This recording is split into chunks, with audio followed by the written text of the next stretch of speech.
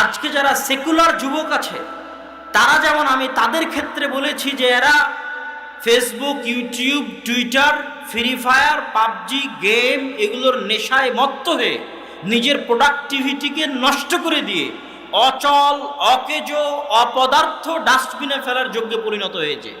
এটা যেমন আমি সেকুলার লেভেলের যুবকদের ক্ষেত্রে বলেছি, দিনের যুবকদের ক্ষেত্রেও আজকে বলে যাচ্ছে যে আমাদের একদল দিনের যুবক এরা এক জায়গায় একত্রিত হলেই কোন শাইখ কি করলো, ফেসবুকে কে কার বিরুদ্ধে কমেন্ট করবে, কে কার কমেন্টে লাইক দিবে, কে কার বিরুদ্ধে পোস্ট করবে, কে কার পিছনে লেগে থাকবে, আর কে কার বিরুদ্ধে কাদা ছড়াছড়ি করবে, এইরকম প্রোডাক্টিভিটি বিহীন, যার কোনো রেজাল্ট নেই, কোনো ভালো রেজাল্ট নেই, শুধু সময় নষ্ট, এরকম প্রোডাক্টিভিটি বিহীন কাজে ব্যস্ত রেখে নিজের মেধা, নিজের শরীর, নিজের সময় দিনের নামে অকেজো, অচল, অথর্ব হয়ে পড়ে আছে, কোনো কাজ নেই,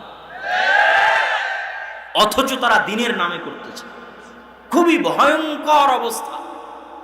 আপনি এই জায়গায় কিভাবে প্রোডাক্টিভ হয়েছে এটা কাজে লাগাতে পারতেন?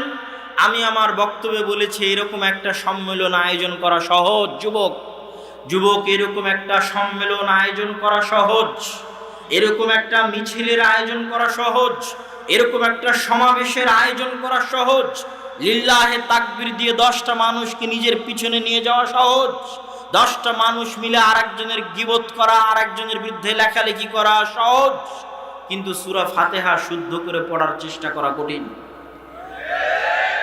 পবিত্র কোরআন শিখার চেষ্টা করা কঠিন, মসজিদে মক্তব চালু রাখা কঠিন, মসজিদে লাইব্রেরি প্রতিষ্ঠা করা কঠিন, মসজিদে প্রত্যেক সপ্তাহে সাপ্তাহিক দার্স চালু রাখা কঠিন, মসজিদে প্রত্যেক মাসে মাসিক দার্স চালু রাখা কঠিন, কোরআন শিখার চেষ্টা করা, তার উপর নিজেকে ধরে রাখা, আরবি শিখার চেষ্টা করা, তার উপর নিজেকে ধরে রাখা কঠিন। কিন্তু এই কঠিন কাজগুলো বাংলাদেশের মানুষ করতে চায় না। বাংলাদেশের মানুষের কাছে আবেগ চায় আগে, এবং সে আবেগকে প্রাধান্য দিয়ে তারা চলে। তাহলে প্রোডাক্টিভ ওয়েতে কাজ করা মানে কি? দুইজন মিলে যখন একত্রিত হবে তখন গল্প করবে, আজ সোমবার, আজ কি আপনি সিয়াম আছেন? তখন বলবে ভাই ভুলে গেছিলাম, আপনি তো সিয়াম আছেন। হ্যাঁ আমি তো সিয়াম আছি, তাহলে আগামী সপ্তাহ থেকে আমিও সিয়াম থাকবো।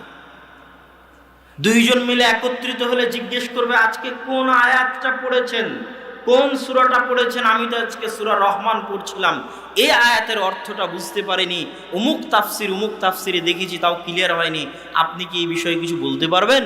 তখন আরেকজন বলবে হ্যাঁ এটা তো আমি অমুক শাইখের বক্তব্য শুনেছিলাম, উনি এটার এই ব্যাখ্যা দিয়েছে। কথা কি আমার বুঝতে পারছেন?